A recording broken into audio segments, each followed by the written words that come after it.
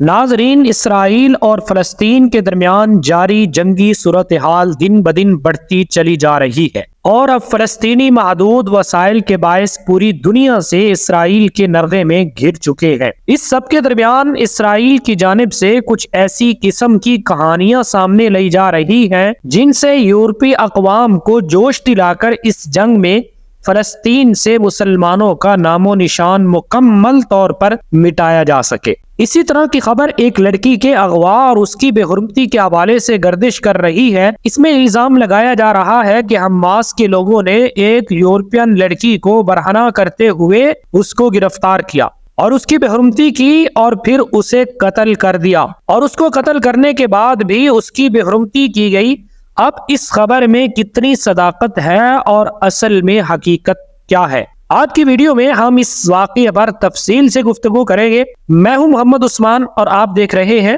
عثمانی ٹاکس۔ پیارے ساتھیوں، کچھ دن قبل حماس نے اسرائیل پر اپنی استطاعت کے مطابق ایک فل سکیل حملہ کرتے ہوئے ہزاروں راکٹوں کی بارش کی، اور اس کے بعد حماس کی زمینی فوج، جو اصل میں فوج نہیں بلکہ غیر منظم قسم کی آرمی ہے، پہلی بار زمینی راستے سے اسرائیل میں داخل ہو گئی ہے، اور انہوں نے وہاں پر جنگ کرتے ہوئے سینکڑوں اسرائیلی شہریوں کو گرفتار کیا۔ اس کے ساتھ ساتھ کئی 100 فوجی بھی انہوں نے گرفتار کر لیے۔ دوستوں، کچھ ایسی ویڈیوز بھی سامنے آ رہی ہے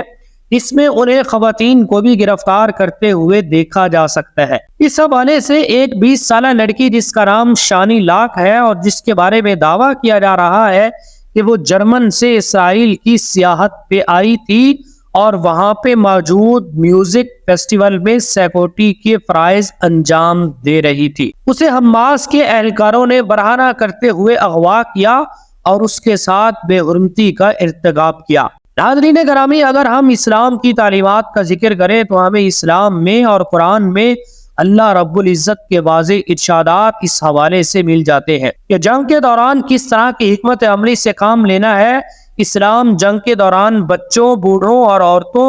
اور اس غیر مسلح آدمی کو جو جنگ کے قابل ہو لیکن اس نے جنگ میں حصہ نہ لیا ہو، اس کو بھی قتل کرنے سے منع کرتا ہے۔ اس کے ساتھ ساتھ ان کی جان و مال اور عزت کی حفاظت پر بھی زور دیتا ہے، یہاں تک کہ اسلام نے مقتولین کا موصلہ کرنا یعنی ان کے قتل کے بعد ان کے جسم کی بے حرمتی کرنے سے بھی منع کیا ہے۔ صرف یہی نہیں بلکہ اسلام تو دشمن کے باغات، فصلوں اور درختوں کو بھی جلانے سے منع کرتا ہے۔ یہ سارا پروپیگنڈا اس لحاظ سے کیا جا رہا ہے کہ جناب یہ دیکھیں حماس کے لوگ اسلامی تعلیمات سے روگردانی کرتے ہوئے کس طرح سے جنگی جرائم کے مرتکب ہو رہے ہیں، اور ایک بے بس عورت کو گرفتار کر کے انہوں نے اس کے ساتھ بے حرمتی کا ارتکاب کیا ہے۔ دوستو، یہاں پہ یہ جاننا بہت ضروری ہے کہ ایسی عورتوں کے بارے میں اسلام کا کیا حکم ہے جو جنگ میں شامل ہوں اور آپ کے دو بدو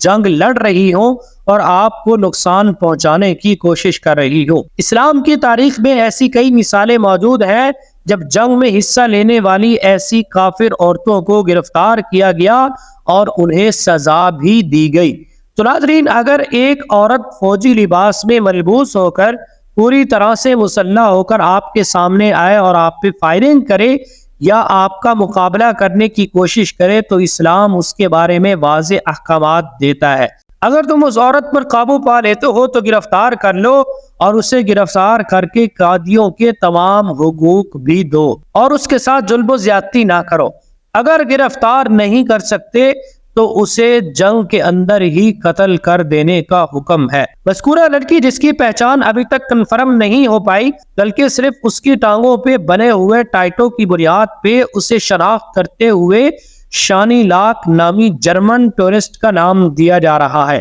اور ساتھ ہی ساتھ کہا جا رہا ہے کہ وہ جرمن سیاح تھی، اور اس کے ساتھ ہی یہ ایک بالکل متضاد دعویٰ بھی کیا جا رہا ہے کہ وہ میوزک فیسٹیول میں سیکورٹی کے طور پر شریک تھی۔ یہ دونوں دعوے ایک دوسرے سے بالکل مطابقت نہیں رکھتے۔ ایک جرمن سیاح کس طرح سے سیاحت کی غرض سے اسرائیل میں داخل ہو کر ایک میوزک فیسٹیول میں سیکورٹی کے فرائض انجام دے سکتی ہے؟ یہ بات ابھی تک وضاحت طلب ہے کہ دوسری جانب حماس نے اب تک تمام گرفتار کردہ اسرائیلی قیدیوں کی ویڈیوز جاری کر دی لیکن ان میں اس 20 سالہ لڑکی شانی لاک تک کا کوئی ذکر بھی نہیں۔ عین ممکن ہے کہ ماضی کی طرح کہ تمام ڈراموں کا سارا مقصد وہی ہو کہ اسرائیل یہ ڈرامہ صرف اس لیے رچا رہا ہو تاکہ وہ مغربی اقوام کی حمایت حاصل کر سکے، اور اسی لیے اس نے یہ دعویٰ کیا ہو۔ پھر اسرائیل نے یہ بھی دعویٰ کیا ہے کہ اس کے پاس اسرائیلی نیشنلٹی ہے،